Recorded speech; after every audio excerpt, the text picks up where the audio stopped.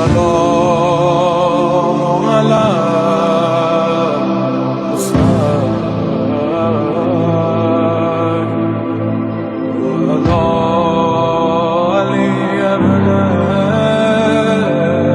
الرجيم.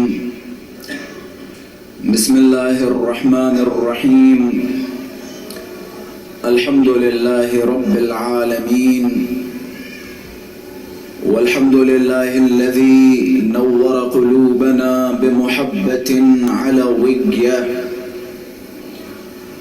والحمد لله الذي جعلنا من المتمسكين بولاية المرتضوية،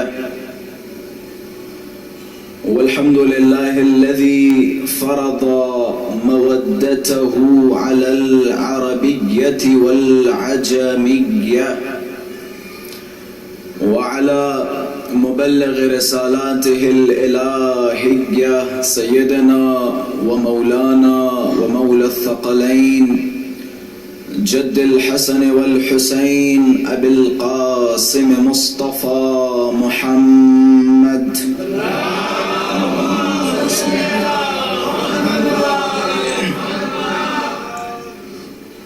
اللهم صل وسلم وزد وبارك على صاحب الدعوة النبوية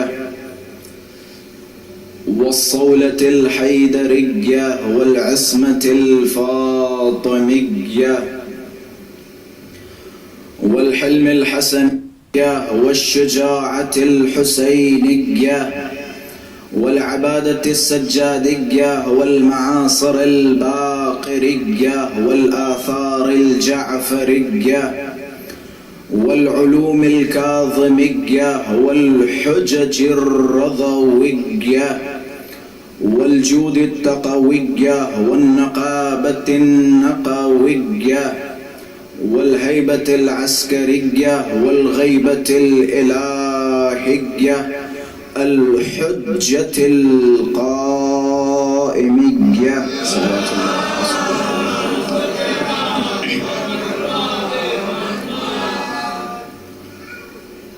اللهم عجل لوليك الفرج والعافية والنصر، واجعلنا من أعوانه وأنصاره. أما بعد، فقد قال الله تبارك وتعالى في محكم كتابه ومتقن خطابه. بسم الله الرحمن الرحيم. ألم تر كيف ضرب الله مثلا كلمة طيبة كشجرة طيبة أصلها ثابت وفرعها في السماء. صدق الله العلي العظيم. صلوات محمد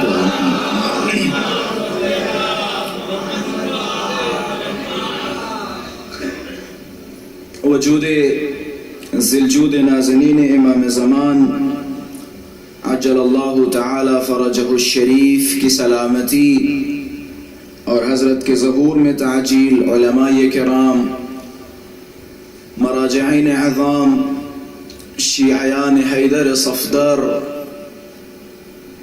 آپ سب اپنی سلامتی و اہل خانہ کی سلامتی کے لیے بآواز بلند صلوات ہدیہ فرمائیں.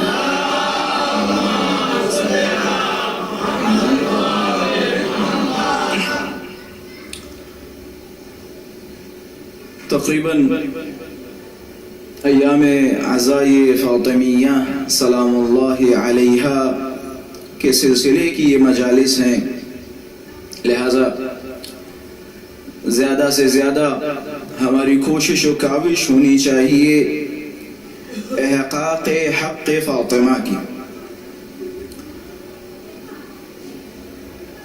ہمارے بچوں کو معلوم ہے کہ جناب سیدہ کا ایک حق تھا جس حق کو اس دور میں چھینا گیا اور اس دور میں چھپایا گیا. لہذا شیعیان حیدر صفدر کا اہم کردار اور اہم رول جناب سیدہ کے حق کا احقاق کرنے میں ہے. اور یہی وجہ ہے ہمارے علماء و مراجعین کرام اپنے مختلف بیانات میں اس بات کی طرف اشارہ فرماتے ہیں. مجھے یاد ہے 2014 یا 2015 کے آیت اللہ وحید خراسانی حفظہ اللہ کے جملے تھے. حضرت نے اپنی سروزہ تقریر میں فرمایا کہ آپ لوگ اپنے اپنے علاقوں میں جاؤ, اپنے اپنے علاقوں میں جانے کے بعد صحیح بخاری و مسلم سے جناب سیدہ جناب صدیقہ سلام اللہ علیہا کا حق ثابت کرو. یہ ممکن ہے ہمارے ذہنوں میں ایک خیال, بعض اوقات ایک توہم پیدا ہو جاتا ہے, اور جیسا کہ بعض شیعوں کے ذہنوں میں یہ توہم پیدا کر دیا گیا ہے کہ جناب والا جناب سیدہ کی شہادت کا زیادہ تذکرہ نہ ہو, یا ہم سے بھی کہا جاتا ہے کہ جناب والا آپ ان باتوں کو بیان نہ کیجیے گا جن باتوں سے کسی طرح کے کسی اختلاف کا خطرہ ہو. میں ہاتھوں کو جوڑوں گا, میں بارہا یہ جملے کہتا بھی رہتا ہوں کہ دیکھیں بھائی داعی اتحاد ہوں, ہم بھی داعی اتحاد ہیں, آپ بھی داعی اتحاد ہیں. کون ایسا ہے جو اتحاد نہیں چاہتا؟ ہمیں سانسیں لینی ہے, ہمیں معاشرے میں رہنا ہے, ہمیں جینا ہے, ہمیں پڑوسیوں کے ساتھ اچھا تعامل کرنا ہے, اور ان تمام چیزوں کے لیے اتحاد ضروری ہے. لیکن اتحاد کا مطلب اگر 100% کسی کو راضی کرنا ہے تو یہ فکر اپنے ذہن سے نکال دیں. اس صورت میں آپ پھر شیطان کو بھی برا بھلا نہیں کہہ پائیں گے, کیونکہ شیطان پرست بھی دنیا میں موجود ہیں. آپ کہیں گے جناب والا شیطان کو اگر آپ برا کہیں گے تو شیطان کے ماننے والے ہرٹ ہوں گے, پریشان ہوں گے, دکھی ہوں گے. اچھا, تو اس کا مطلب آپ شیطان کو برا بھلا نہیں کہیں گے؟ ہمارے علماء و مراجعین کرام نے اس نقطے کی طرف یہ کلیئر ہونا چاہیے, اس نقطے کی طرف اشارہ کیا کہ آپ کسی کی توہین نہ کریں, گالیاں نہ دیں, لیکن اس کا مطلب ہرگز یہ نہیں ہے کہ ہم جناب سیدہ کے حق سے کنارہ کشی اختیار کریں. ہم برا بھلا نہیں کہہ رہے, ہم گالیاں نہیں دے رہے, لیکن وہ تاریخی حقائق جو آپ نے اپنی زبان سے اپنی کتابوں میں بیان کیے, ان حقائق کو ہم لوگوں کے سامنے رکھیں گے بعنوان تاریخ اور بعنوان سوال. جناب والا آپ نے یہ تمام چیزیں اپنی کتابوں میں بیان کی, اب ہمارا فرض یہ ہے کہ ہم انہی سے سوال کر سکتے ہیں کہ اس کا مطلب کیا ہے, یہ مجھے سمجھائیے. اور رہی بات یہ ممکن ہے یہ فکر بھی ہمارے شیعیان حیدر صفدر کے چھوٹے سے طبقے میں پائی جاتی ہے, جناب والا کیا ضرورت ہے, جو ہو چکا وہ ہو چکا, جو ہونا تھا ہو گیا, اب اپنی زندگیوں کو سنواریں, ان چیزوں کے اوپر مٹی ڈالیں, ان چیزوں کو چھپائیں اور آگے کی زندگی گزاریں. اچھا, یہ منطق اور یہ لاجک آپ کہاں سے لے کے آئے؟ اگر آپ اہل بیت اطہار کے نقش قدم پہ چل رہے ہیں تو آپ کی منطق غلط ہے. اہل بیت اطہار نے پتہ کیا فرمایا؟ بس تھوڑی سی توجہات رکھیے گا, انشاءاللہ فضائل کی طرف بھی آپ کو لے کے چلوں گا. یہ معارف فاطمیہ ہے, ایام عزاء فاطمیہ کے لیے اپنے آپ کو آمادہ کریں. حضرت نے فرمایا سنو, من لم يعرف سوء ما اوتي الينا من ظلمنا وذهاب حقنا فهو شريك فيما ولينا به. یہ جو بعض اوقات کہتے ہیں کہ جناب والا کیا ضرورت ہے کہ ہم یہ جانیں کہ وہ در و دیوار کے بیچ میں ہوا کیا تھا, کیا ضرورت ہے یہ ہم جانیں کہ جناب سیدہ کو حق کیوں نہیں دیا گیا. چھوڑیں ان سب باتوں کو, ضرورت نہیں ہے ان ٹاپکس کو چھیڑا جائے. اچھا, پھر اہل بیت اطہار کے ان جملات کا کیا کریں گے؟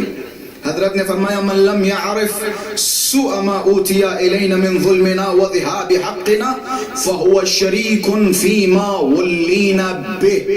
جو نہ جانے ہم پہ ڈھائے گئے مظالم کے بارے میں, جو نہ جانے ہم پہ ڈھائے گئے مظالم کے بارے میں, فَهُوَ شَرِيكٌ, تو وہ اسی کے ساتھ شریک ہے کہ جس نے ہمارا حق چھینا,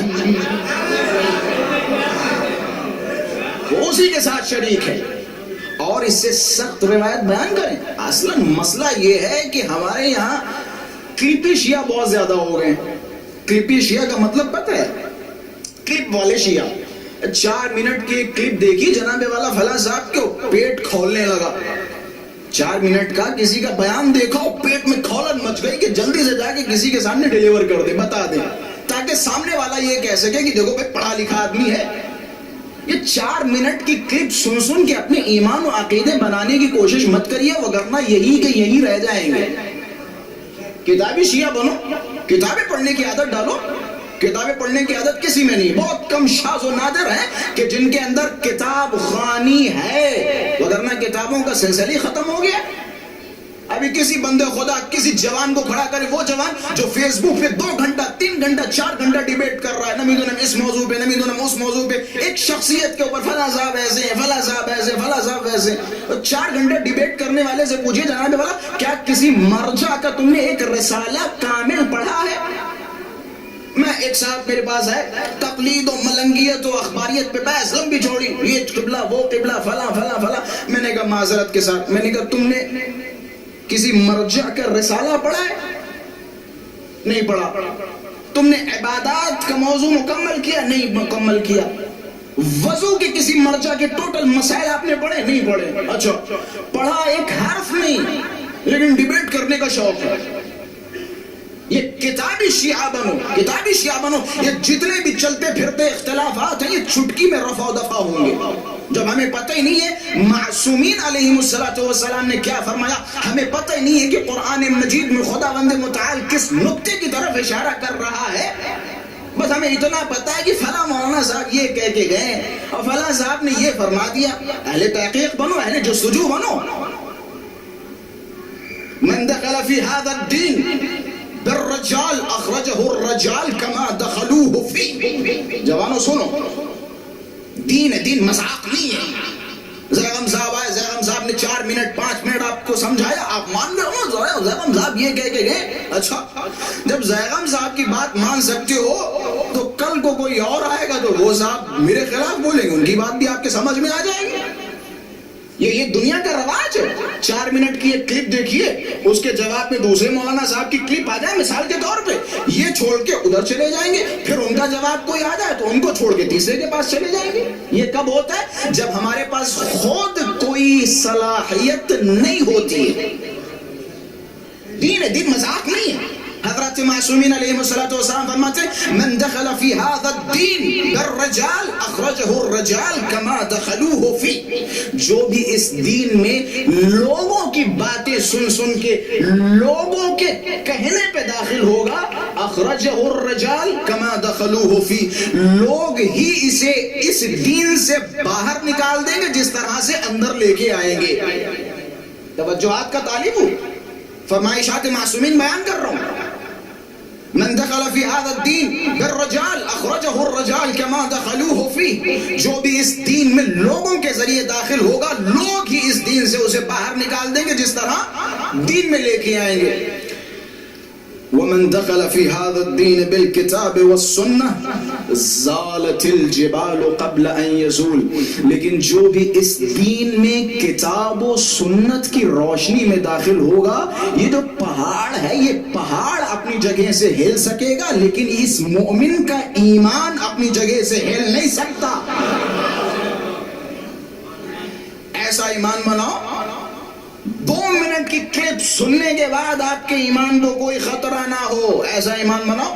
ایسا ایمان کب بنے گا؟ جب خود اہل تحقیق ہوں گے, جب خود اہل ریسرچ ہوں گے. میں ہاتھوں کو جوڑ کے, اور میں دعویٰ تو نہیں کر رہا ہوں لیکن دعویٰ ہی سمجھیے, یہ وہ دور ہے کہ جس دور میں اگر آپ خود اہل تحقیق نہیں ہوئے, ذمہ داری کے ساتھ الفاظ کہہ رہا ہوں جوانوں بالخصوص سنو, اگر آپ خود اہل تحقیق نہیں ہوئے, اہل ریسرچ نہیں ہوئے, آپ کتنا ہی بصیرت کے نعرے لگائیں اور کتنا ہی اپنے آپ کو عقل مند سمجھیں اور بیدار قوم سمجھیں, خدا کی قسم نہایت جس راستے پہ آپ پہنچیں گے اس راستے کا نام ہوگا گمراہی. اس راستے کا نام ہوگا گمراہی. معصومین علیہ السلام نے فرمایا, مولا نے فرمایا آخر الزمان میں کوئی بھی جوان اپنا ایمان محفوظ نہیں رکھ سکتا سوائے ایک کے. کون جوان؟ جس کے پاس التوقع فی الدین، جس کے پاس دین میں جستجو، ریسرچ کرنے کا جذبہ ہوگا، جس جوان کے اندر ریسرچ اور جستجو تحقیق کا جذبہ ہوگا، وہی اپنا ایمان بچا سکے گا، اس کے علاوہ کوئی ایمان نہیں بچا سکتا۔ ہمارا ایمان، مومن کا ایمان پہاڑ کی طرح ہوتا ہے۔ المؤمن، ان الایمان، مومن کا ایمان اشد من زبر الحدید، مومن کا ایمان، یہ جو لوہا دیکھ رہے ہیں لوہے سے زیادہ سخت ہوتا ہے۔ مومن کا ایمان کوئی تھالی کا بیگن نہیں ہوتا ہے، ادھر کرو تو ادھر اور ادھر کرو تو ادھر، جیسا کہ آج کل ماشاءاللہ سے ہوتا ہے۔ اکثریت کا ایمان تھالی کا بیگن ہے، یہاں تک کہ شعراء جب کہیں پہنچتے ہیں تو پہلے سے پوچھتے ہیں ذرا بتاؤ یہاں کی آب و ہوا کیسی ہے۔ خطیب بھی بعض اوقات کہیں نہ کہیں پہنچتے ہیں تو پوچھتے ہیں ذرا بتاؤ یہاں پہ سنتے کیسی ہے مجلس، سناٹے والی سنتے ہیں یا دہاڑنے والی سنتے ہیں، یہ ایمان ہو رہا ہے تھالی کا بیگن، ادھر گئے تو اس طرف پلٹ گئے اور ادھر گئے تو اس طرف پلٹ گئے۔ لیکن مومن کا ایمان ہوتا کیسا ہے؟ مومن کا ایمان اشد من زبر الحدید، لوہے سے زیادہ سخت ہوتا ہے مومن کا ایمان۔ کیوں لوہے سے سخت کیوں؟ کہتے ان الحدید اذا دخل النار لان، کیونکہ لوہے کو جب آپ آگ میں داخل کرتے ہیں تو لوہا اپنا آکار بدل دیتا ہے، لیکن مومن اذا قتل ثم نشر ثم قتل ثم نشر لم يتغیر قلبہ، کہتے ہیں لوہے کو جب آپ آگ میں ڈالتے ہیں تو وہ اپنا آکار بدل دیتا ہے، لیکن مومن کو آپ مار ڈالیں پھر سے زندہ کریں پھر سے مار ڈالے لیکن اس کا ایمان ذرہ برابر نہیں بدلتا۔ مومن ہے، مومن کا ایمان ذرہ برابر نہیں بدلتا۔ میسم ادھر آؤ، میسم کو بلایا کہ علی کو چھوڑو، کیوں؟ علی کے پاس کچھ نہیں ہے، علی کو چھوڑ دو۔ اچھا علی کو چھوڑ دو، جائیں کس کی طرف؟ معاویہ کی طرف، اس کی طرف علی کو چھوڑ کے۔ خدا کی قسم جس نے علی کو چھوڑا اس کے نصیب میں یہی آیا، علی کو چھوڑنے والے کے نصیب یہی ہوتے ہیں۔ نجاشی علی کو چھوڑ کے گیا تو کہاں گیا؟ نجاشی مولا کے لشکر میں، نجاشی بہت پائک آدمی تھا، مولا کے لشکر کا بہت اہم حصہ تھا۔ یہ جو بعض اوقات موٹیویٹ کرنے والے ہوتے ہیں تو نجاشی کا کام تھا لشکر کو موٹیویٹ کرنا، موٹیویٹ کرنا۔ یہ جو رجز وغیرہ لکھ لکھ کے یہ دیا کرتا تھا تمام جنگجو حضرات کو۔ یہ آپ نے آج کل کے جو فائٹنگ وغیرہ ہوتی ہے اس میں دیکھیں جو بھی فائٹر آتا ہے تو پہلے خوب چیختا چلاتا ہے، اپنا انٹروڈکشن کرواتا ہے تو اس میں بتاتا ہے کہ میں نے یہ کیا تھا، میں نے UFC میں فلاں کو مارا تھا، میں نے فلاں فائٹر کو فلاں کیا تھا۔ یہ جو اپنا انٹروڈکشن کراتا ہے، اپنی تعریفیں کرتا ہے، یہ جو بعض اوقات خوب عجیب عجیب سے شکلیں بناتا ہے، ڈراتا ہے سامنے والے کو، ایسے رجز خوانیاں ہوا کرتی تھی۔ جنگجو میدان میں آنے کے بعد کبھی کبھی تلوار نکالتا تھا اور دوڑتے ہوئے جاتا تھا، اونٹ کے دونوں پیر کاٹ دیتا تھا تاکہ سامنے والے کو لگے کہ ہم بڑے خوخار آدمی ہیں۔ ہوا مولا کے سامنے کیا گیا۔ کسی نے نبی دونوں گھوڑے کو مار ڈالا، کسی دوڑتا گیا گھوڑے کو کس کے دونوں ہاتھوں سے گھوڑا گر گیا تاکہ بتا سکے کہ دیکھو بڑے پاورفل ہیں، بڑے طاقتور ہیں۔ یہ رجز لکھ لکھ کے دیا کرتا تھا کہ ہم وہ ہیں کہ جس نے فلاں جنگ میں فلاں کو مارا، فلاں کیا۔ یہ جو تھک اک جاتے تھے جنگ کے بعد تو ایک ایک کی تعریف کرنا ہو، تم نے کیا تلوار چلائی، تم جب تلوار چلا رہے تو سر نمیدونم ہواؤں میں اڑ رہے تھے۔ تو کہنے کا مطلب یہ ہے کہ نجاشی کا یہی سب کام تھا مولا کے لشکر میں، موٹیویٹ کرنا، لوگوں کو اشعار لکھ لکھ کے دینا، رجز لکھ لکھ کے دینا۔ یہ کام کس کا تھا؟ نجاشی کا۔ مطلب مولا کے لشکر کا اہم رول ادا کرنے والا تھا۔ مال غنیمت کی تقسیم بندی کا وقت آیا، مولا نے مال غنیمت تقسیم کیا، سب کو دیا، نجاشی کو بھی دیا۔ اب نجاشی صاحب اپنے غرور میں تھے، اما ہمارا رول بڑا اہم ہے تو مولا ظاہر سی بات ہے ہمیں کچھ زیادہ دیں گے۔ لیکن یہ عدالت علوی ہے، کسی ایرے غیرے کی عدالت نہیں ہے، کسی ایرے غیرے کی عدالت نہیں ہے۔ اور میں بارہا یہیں پہ روک کے جملوں کو کہتا چلوں، یہ جو بعض اوقات ہمارے بچے کہنے لگتے ہیں، بعض اوقات ہمارے جوان کہنے لگتے ہیں، بچوں چھوٹے چھوٹے بچوں کا سوال یہ ہوتا ہے کہ جناب والا ہم اور آپ تو اتنی مولا علی کی تعریفیں بیان کرتے، اتنے فضائل بیان کرتے، اتنے مناقب بیان کرتے، جب اتنی تعریفیں، اتنے فضائل، اتنے مناقب تھے تو پھر رسول کے بعد لوگوں نے علی علی کو چھوڑ کے کسی غیر کا اختیار کیوں کر لیا؟ جب سب کچھ تھا تو علی کو چھوڑ کے غیر کا اختیار کیوں کر لیا؟ بغیر جھجک میں کہتا ہوں، ہم بھی کہتے ہیں بعض اوقات فلاں صاحب ڈر گئے تھے، فلاں یہ ہو گیا، فلاں وہ ہو گیا. نہیں آغا جان، مسئلہ یہ ہے کہ شرفاء کی تعداد کم تھی. شرفاء کی تعداد کم تھی. رسول اللہ کے زمانے سے پہلے وہ جو شرابی تھے، جماری تھے، گندی حرکتیں کرنے والے تھے، اپنی بیٹیوں کو زندہ دفنا دینے والے تھے، اب وہ جب تک رسول اللہ کا ہولڈ رہا وہ سارے کے سارے اپنی بلوں میں بیٹھے ہوئے تھے، خاموش تھے. لیکن رسول اللہ کے بعد وہ اپنے پرانے زمانے کی طرف پلٹنا چاہ رہے تھے. اب ایک نظر علی کی طرف ڈالی، اب خود تو شرابی ہیں، نظر علی کی طرف ڈالی. اب انہوں نے احساس کیا کہ ہم تو ہیں شرابی، اگر بنا دیا علی کو تو سب سے پہلے اس شراب کے بدلے 80 کوڑے لگیں گے، 80 کوڑے لگیں گے. کسی نے کہا ہم تو ہیں جھوٹے، علی ہے صدیق، ہم نے تو فلاں کو مارا، علی کی حکومت آئے گی تو علی اس کا بدلہ لیں گے، قصاص لیں گے، قصاص دلوائیں گے. اب ساری چیزوں کا جائزہ لینے کے بعد جتنے شرابی اور جواری اور کبابی تھے انہوں نے فیصلہ یہ کیا کہ اگر علی کو بناتے ہیں تو ہم سب کی ناؤ ڈوب جائے گی. اب کسی ایسے کو چن لو جو ہمارا ہم مزاج ہو،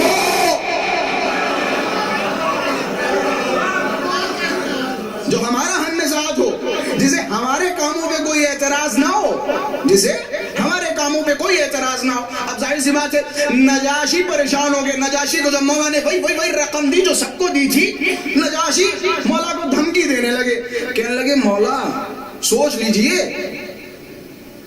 کیا ہم لشکر چھوڑ دیں گے؟ عجب، تم لشکر چھوڑ دو گے؟ علی کی ذات پہ کیا فرق پڑے گا؟ تم علی کے محتاج ہو، علی کسی کا محتاج نہیں ہے.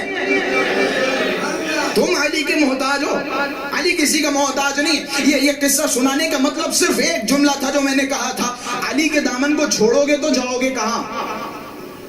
نجاشی نے کس کے دامن کو چھوڑا؟ علی کے دامن کو.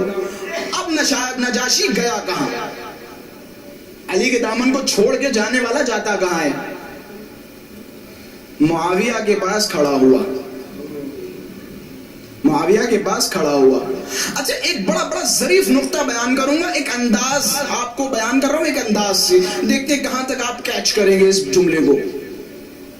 معاویہ کے پاس نجاشی کھڑا ہوا، نجاشی سے معاویہ نے سوال کیا، نجاشی کیا ہوا؟ مولا کے علی کے لشکر کو چھوڑ دیا. اچھا کیوں؟ سر جھکائے کھڑے. پھر پوچھیں آخر کیوں؟ سر جھکائے کھڑے. بھائی کوئی تو وجہ ہوگی علی کے لشکر کو چھوڑنے کی. اب میں الفاظ کو بدلوں، اگر یہی نجاشی معاویہ کے لشکر کو چھوڑ کے علی کے لشکر میں آتا اور پھر علی سوال کرتے کہ بھائی کیوں چھوڑا، تو بہت سارے جواب بنتے تھے کہ جناب والا فلاں صاحب شرابی تھے، جواری تھے، گالیاں دینے والے تھے، اہل بیت کو برا بھلا کہنے والے تھے، تارک الصلاۃ تھے، تارک الصوم تھے. لیکن جب معاملہ علی کا ہے تو کہیں تو کیا کہیں؟ معاملہ علی کا ہے، کہیں تو کیا کہ معاویہ بھی جانتا ہے کہ کسی میں جرأت نہیں جو علی کا ایک عیب کسی کے سامنے بیان کر سکے. کہے تو کیا کہ اب نجاشی بھی جانتا ہے، معاویہ بھی جانتا ہے، دونوں کے چہرے پہ مسکراہٹ. یہ بعض اوقات ضلالت کی ہنسی دیکھیے، جب کسی کو آپ ڈانٹتے ہو، ہڑکاتے ہو، وہ ہنسنے لگے، مسکرانے لگے تو سمجھ جائیے بہت بے غیرت و بڑا بے حیا ہے. تو یہ بے حیائی والی ہنسی، ایک دوسرے کی طرف دیکھ کے ہنس رہے ہیں. ایک جملہ کہا، میں اس جملے کو بڑا پسند کرتا ہوں کہ معاویہ، نجاشی جانتا ہے کہ معاویہ یاد رکھ، میں علی کی عدالت کو چھوڑ کے تیرے ظلم کے سائے میں آ رہا ہوں. علی کی عدالت چھوڑ کے تیرے ظلم کے سائے میں آ رہا ہوں. علی کی عدالت چھوڑ کے تیرے ظلم کے سائے میں آ رہا ہے. مومن کا ایمان، منافق کا ایمان. منافق پوری دنیا اس کے قدموں میں ڈال دی، اس کے دل میں آل محمد کے لیے ذرہ برابر محبت نہیں آ سکتی۔ مومن خود مولا اگر اپنی تلوار سے کسی مومن کی ناک کاٹ دے اور اسے کہیں کہ مجھ سے نفرت کر، مومن اپنے مولا سے نفرت نہیں کرے گا۔ بات کہاں سے شروع ہوئی تھی؟ اہل تحقیق و اہل جستجو ہوں، اہل تحقیق و اہل جستجو ہوں گے تو یہ جو چھوٹی چھوٹی سی باتیں ان میں اختلاف نہیں ہوگا۔ بعض اوقات میں ایک شیعہ کو مجھے تعجب ہوتا ہے، اچھا کھلم کھلا کی بات ہو تو چلو سمجھ میں آتا ہے، کمرے میں بیٹھے قبلہ کیا وہ فلاں محترمہ یا محترم کو ہم برا بھلا کہہ سکتے ہیں، یا فلاں محترمہ پہ ہم لعنت بھیج سکتے ہیں، یا فلاں صاحب کو ہم ملعون کہہ سکتے ہیں؟ یار کیسے سوالات ہیں تمہارے؟ مطلب بعید ہے شیعوں سے بعید ہے۔ من تأثم ان يلعن من لعنه الله فعليه لعنة الله۔ اردو بتاؤں، جو گناہ سمجھے اس آدمی پہ لعنت کرنا کہ جس پر اللہ نے لعنت کی، پس اس پر لعنت۔ سمجھ رہے جو اس انسان پہ لعنت کرنا گناہ سمجھے جس پر اللہ نے لعنت کی ہے، بس اس پہ اللہ کی لعنت۔ تو گناہ سمجھ رہا ہے اس پہ لعنت کرنا؟ تو گناہ سمجھ رہا ہے؟ جناب ایک صلوات پڑھے محمد و آل محمد۔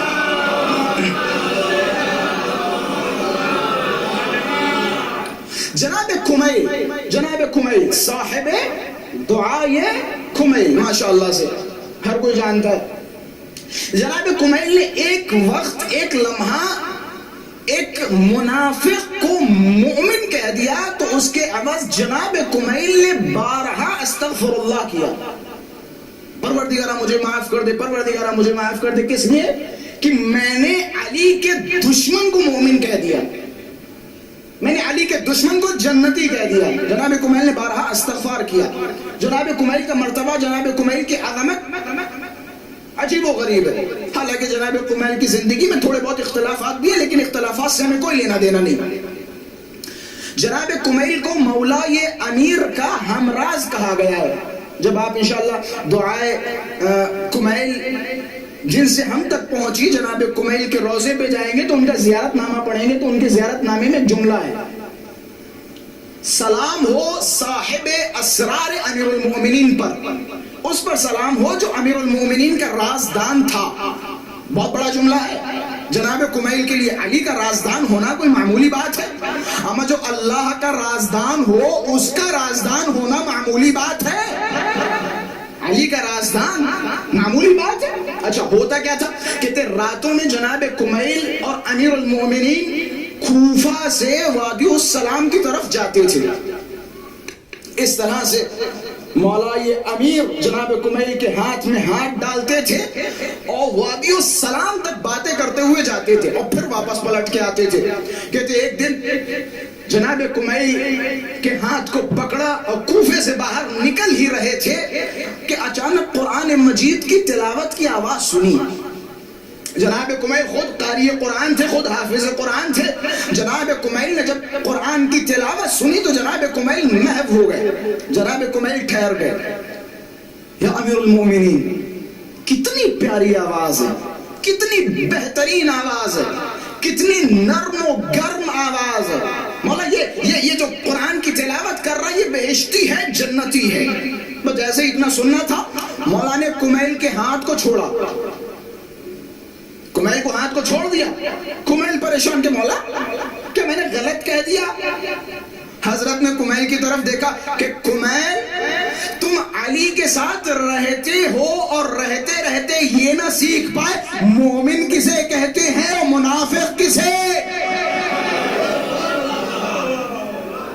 کہ کمیل تم قرآن کے دھوکے میں آ رہے ہو، قرآن کے دھوکے میں آ رہے ہو کہ مولا میں نے غلط کہا۔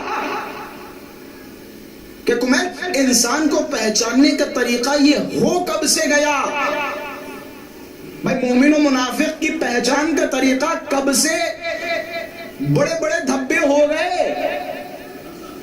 کب سے لمبی لمبی اور نمی پوری رات کی رکعتیں نمازیں ہو گئی، کب سے یہ پہچان کا طریقہ ہو گیا؟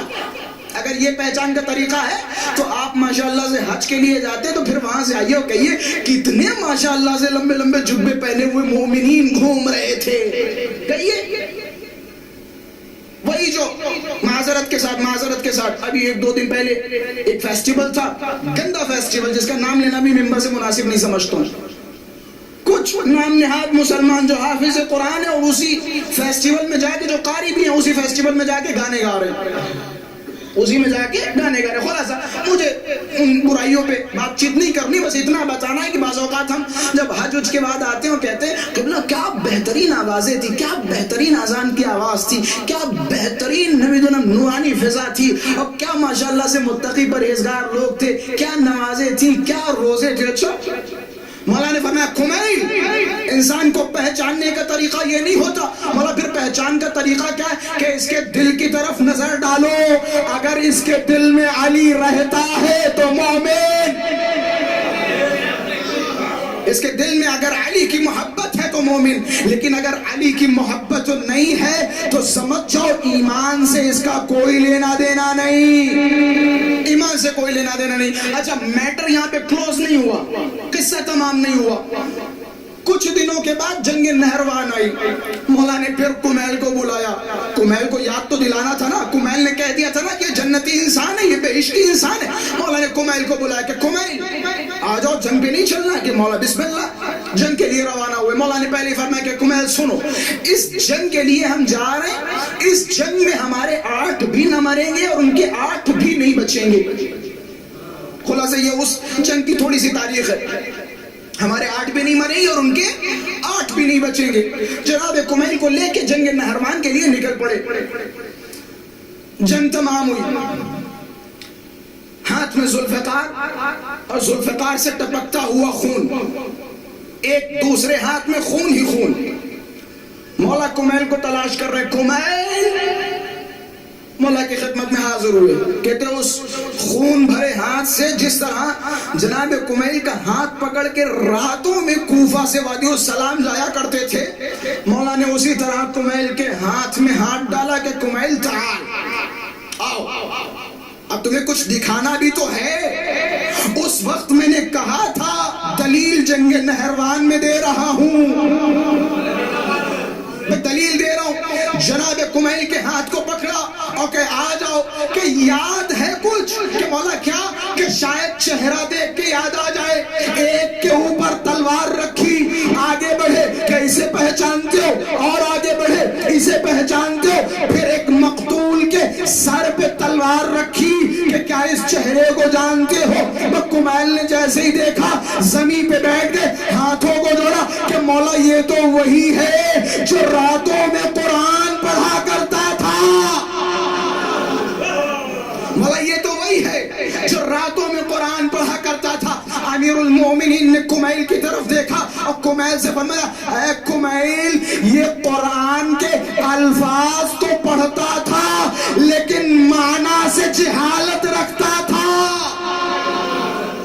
الفاظ سے واقفیت تھی لیکن معنی کا علم نہیں رکھتا تھا.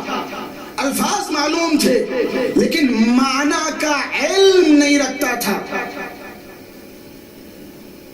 آل محمد کی محبت کے بغیر انسان کے دل میں اگر ولایت علی، عشق فاطمہ، عشق سیدہ نہ ہو، لاکھ عبادتیں کرنے والا ہو، اس کی پیشانی پہ وہ دھبے تو ہو سکتے لیکن سجدوں کے نشان نہیں ہو سکتے. جس نے جناب سیدہ کی رضا کا خیال نہیں کیا. اور میں بارہا یہ جملے کہتا رہتا ہوں، محرم سے پہچاننے کا طریقہ نہیں ہے. انسان کو پہچاننے کا طریقہ محرم سے نہیں ہوتا ہے. پہچاننے کا بہترین طریقہ ہے ایام عزائی فاطمیہ. ایام عزائی فاطمیہ، امام حسین کا غم ہر ملت، ہر مذہب، ہر ملک، ہر قوم شوق اور زور سے منا رہی ہے. امام حسین کا تذکرہ جگہ جگہ ہو رہا ہے. اب اگر کسی کو اپنا ایمان ثابت کرنا ہو تو جناب سیدہ کی شہادت بیان کرو. اب بارہا یہ جملے کہتا رہتا ہوں، جناب صدیقہ سلام اللہ علیہا کی شہادت یا ایام عزائے فاطمیہ یہ تفریق پیدا کرتے مومن و منافق کے درمیان. جناب سیدہ کی شہادت سے فرق پیدا ہوتا ہے مومن کون ہے اور منافق کون ہے. ایک صلوات پڑھیں محمد و آل محمد کے ساتھ.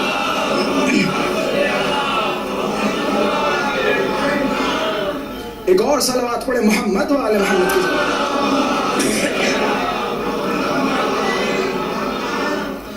خلاصہ ہم سب کا پہلا فرض ایام عزائے فاطمیہ میں حق سیدہ سلام اللہ علیہا بیان کرنا، حق زہرا بیان کرنا. لوگوں کو بتائیں جناب سیدہ کا حق کیا تھا اور کس طرح جناب سیدہ کا حق چھینا گیا. صرف و صرف یہ حق زہرا کا مسئلہ نہیں ہے، حق علی کا مسئلہ ہے. آیت اللہ وحید خراسانی حفظہ اللہ کے وہ جملے سونے کے پانی سے لکھے جانے والے جملات ہیں کہ جن میں حضرت بارہا فرمایا کرتے تھے کہ ایام عزائے فاطمیہ سے پہلے علی کی مظلومیت بیان کرو، کہ شہادت جناب صدیقہ کی ہے لیکن مظلومیت علی کی ہے. شہادت صدیقہ کی، مظلومیت علی کی ہے. امیر المومنین کی زیارت کا شرف ماشاءاللہ سے اکثریت حاصل کر چکی ہے. مولا کی جب زیارت نامہ پڑھیں گے تو مولا کے زیارت نامے میں ایک لفظ ہے، اگر میں اشتباہ نہ کروں، اگر عربی عبارت میرے ذہن میں ہو، السلام علی اول المظلوم، اس طرح کی عبارت ہے، سلام ہو پہلے مظلوم پر. یہ مولا علی کی زیارت کا جملہ ہے جو نجف جا کے آپ پڑھتے ہیں. پہلے مظلوم پہ سلام. اولیت دو طرح کی ہوتی ہے، ایک اولویت مکانی یا ایک اولویت زمانی، ایک اولویت رتبی. ایک زمانی اور ایک رتبی. کیسے؟ مثال کے طور پہ ایک پہل ہونا زمانے کے حساب سے ہوتا ہے، یعنی مجھ سے پہلے مولانا صاحب منبر پہ آئے، یہ زمانے کے حساب سے، اسے کہتے ہیں اولویت زمانی، یعنی زمانے کے حساب سے، ٹائم کے حساب سے مجھ سے پہلے مولانا صاحب منبر پہ تشریف لائے. ایک ہوتا ہے اولویت رتبی. مثال کے طور پہ ایک مسابقہ ہوتا ہے، ایک کمپٹیشن ہوتا ہے، اس کمپٹیشن کے بعد کہا جاتا ہے ان 10 بچوں میں یہ فلاں بچہ پہلا رینک حاصل کر رہا ہے، یہ پہلے نمبر پہ آیا ہے. یہ کیفیت اور رتبے کے حساب سے اولیت اسے کہا جاتا ہے. اچھا، زیارت کا جملہ کیا ہے؟ سلام ہو پہلے مظلوم پر. کس حساب سے پہلا مظلوم؟ زمانے کے حساب سے پہلا مظلوم.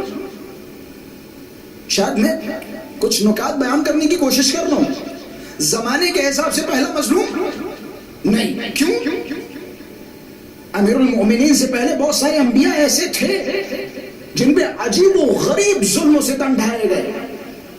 تو پتہ یہ چلتا ہے کہ زمانے کے حساب سے پہلے مظلوم نہیں ہے. پھر پہلے مظلوم کیسے؟ رتبے کے حساب سے پہلے مظلوم.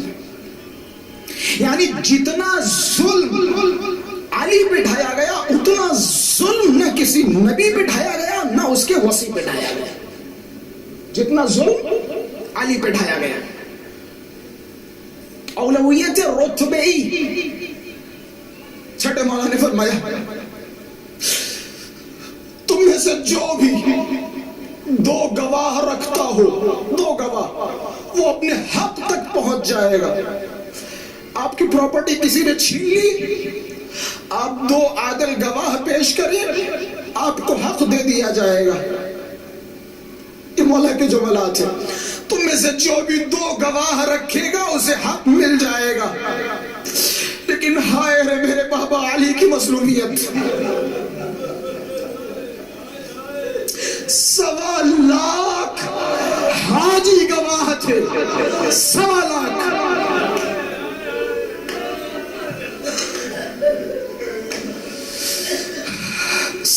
حاجی گواہ تھے. لیکن میرے جد کو میرے بابا کو حق نہ دیا گیا. یہ مظلومیت ہے علی کی, یہ مظلومیت ہے علی کی. مظلومیت بتاؤں, علی اتنے بڑے مظلوم کیوں اتنے بڑے مظلوم؟ دو وجہ ہیں. ایک, کسی نبی کے باپ کو کافر نہیں کہا گیا سوائے علی کے باپ کو. کسی نبی کے باپ کو یا کسی نبی کے وصی کے باپ کو کافر نہیں کہا گیا سوائے علی کے باپ کے. دوسرا, میں مصائب ابھی پڑھنا نہیں چاہ رہا تھا. دوسری وجہ, کسی نبی کے وصی کی زوجہ کو اس کے سامنے مارا نہیں گیا سوائے علی کے.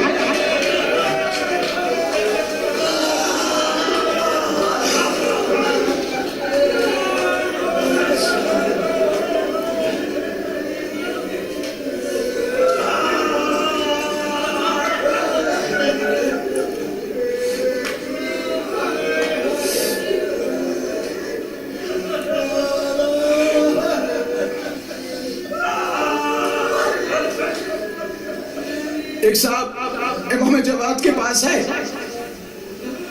ظاہراً امام ششم تشریف فرما تھے. امام ششم کے پاس ایک صاحب آئے اور آنے کے بعد کہنے لگے, مولا میں نے آپ کے لیے یا آپ کی نیابت میں صدقہ دیا ہے. مولا نے فرمایا, اللہ یتقبل اعمالک, یا اللہ یتقبل اعمالکم, اللہ تمہارے عمل کو قبول کرے. مولا میں نے آپ کی نیابت میں صدقہ دیا. مولا نے فرمایا, اللہ تیرے عمل کو قبول کرے. ایک اور آیا کہ مولا میں نے آپ کی جدہ کی طرف سے صدقہ دیا. یا مولا نے یہ نہیں فرمایا تیرا اللہ عمل قبول کرے, یہ نہیں فرمایا.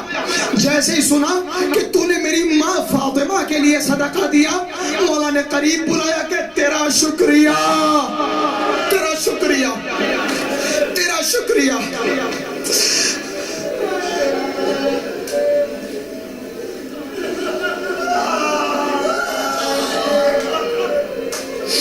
علی کی مظلومیت جاننی ہے نا, علی کی مظلومیت,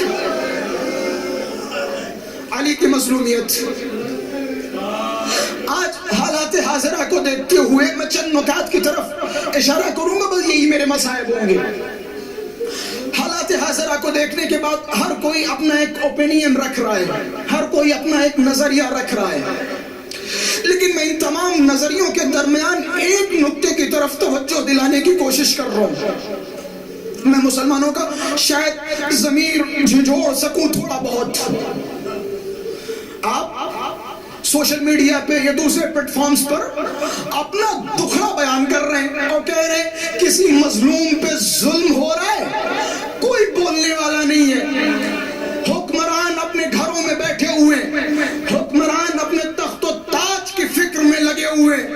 کیا یہ کوفہ ہے جو کوئی بول نہیں رہا؟ میں ہاتھوں کو جوڑوں گا اور ہاتھوں کو جوڑنے کے بعد کہوں گا کہ خبردار, کوفے کا نام لینے سے پہلے لوگوں کو کہو اور لوگوں سے بتاؤ کیا یہ مدینہ ہے جو کوئی بول نہیں رہا؟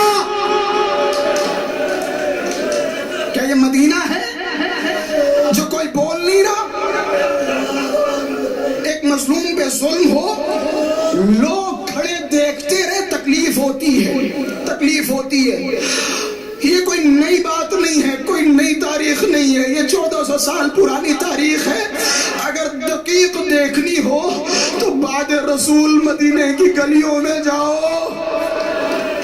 ذرا مدینے کی طرف اپنے کانوں کو رکھو اور دیکھو کیا کوئی آواز آ رہی ہے, ماذا علی من شم تربت احمدا, اللہ یشم مد الزمان غوالیا, صبت علی مصائب لو انہا صبت علی الایام صرنا.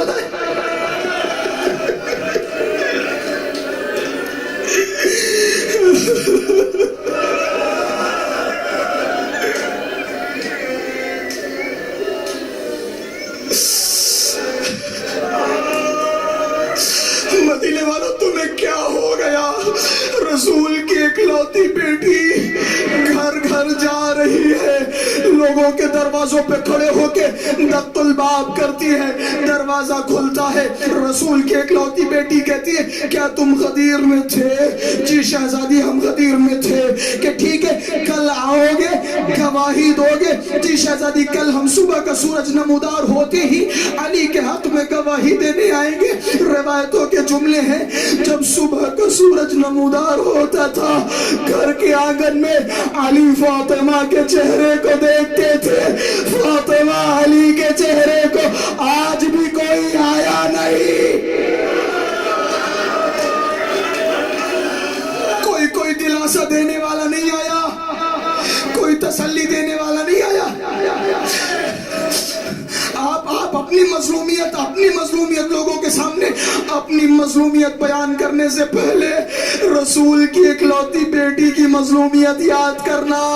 اور مدینے والے کیا اندھے تھے, مدینے والوں کو نہیں پتا یہ رسول کی اکلوتی بیٹی روز و شب کیوں رو رہی ہے. کیا مسلمانوں کو سوال نہیں کرنا چاہیے کہ رسول کی اکلوتی بیٹی کو رات کے اندھیرے میں غسل کیوں دیا گیا, رات کے اندھیرے میں دفن کیوں کیا گیا؟ ارے رسول کی بیٹی نے اپنے جنازے میں کچھ لوگوں کو آنے کیوں نہ دیا؟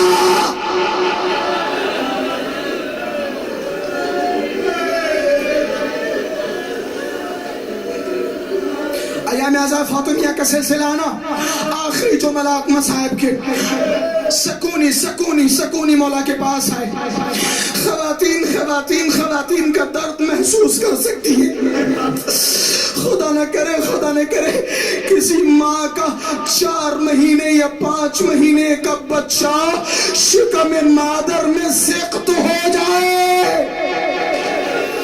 خدا نہ کرے.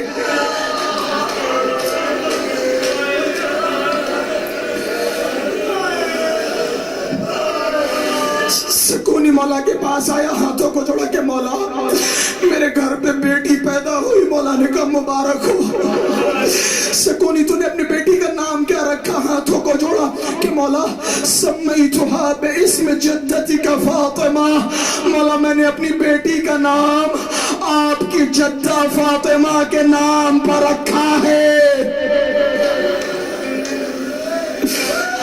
مولا نے جیسے اپنی جدہ کا نام سنا فوضع یدہ علی راسہ, مولا نے اپنے ہاتھوں کو اپنے سر پہ رکھا, احترام سے سیدہ کا نام لیا, سکونی کی طرف خطاب کیا کہ اے سکونی یاد رکھ تو نے اپنی بیٹی کا نام میری جدہ کے نام پہ رکھا ہے, خبردار آج کے بعد لا تضربیہا ولا تشتمہا.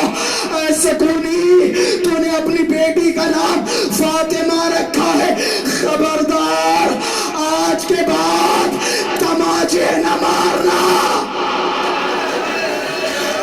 خبردار آج کے بعد اپنی بیٹی کو گالیاں نہ دینا.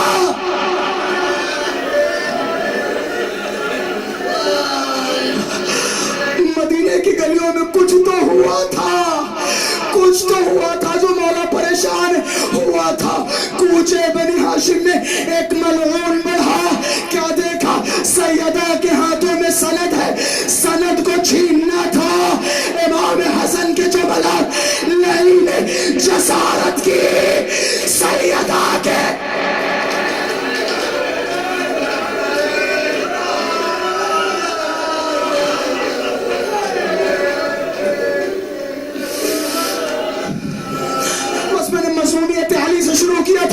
علی کی مظلومیت پہ رو کے پرسا دے اپنی مولا کو, مولا مجھے معاف کیجئے گا, مولا ہم آپ کا پرسا نہ دے سکے, مولا آپ کی مظلومیت کہیں زیادہ ہے. روایت کے الفاظ ہے ہم نے سنا ہے علی کون شجاع، علی کون بہادر. کسی جنگ میں مولا کے سر پہ ضربت لگی، خون بہ رہا تھا. مولا سے کسی نے کہا مولا آپ کے سر پہ ضربت لگی ہے، آپ تھوڑا سا آرام فرمائیں، تھوڑی سی استراحت کریں. مولا نے ایک کپڑا لیا، اپنے سر پہ باندھا، اور باندھنے کے بعد فرمایا کہ اے شخص تجھے نہیں پتا علی شجاع ہے، علی بہادر ہے، علی جنگجو ہے، علی ہمتی ہے. یہ چھوٹا موٹا زخم علی کو ہلا نہیں سکتا، علی کو گرا نہیں سکتا. علی نے پٹی باندھی اور جنگ کرنے چلے گئے. میں ہاتھوں کو جوڑوں گا، کون علی شجاع، کون علی بہادر، کون علی ہمتی، کون علی ثابت قدم. روایت کے جملے ہیں جیسے ہی مسجد میں ننھے ننھے بچوں کو آتے ہوئے دیکھا، چہرے سے پہچانا کہ فاطمہ دنیا سے چلی گئی. روایت کے الفاظ ہے مولا نے اپنے گال پہ تماچا مارا، مسجد میں گرے، بے ہوش ہو گئے. اے فاطمہ آپ کے بعد علی کی زندگی، آپ کے بعد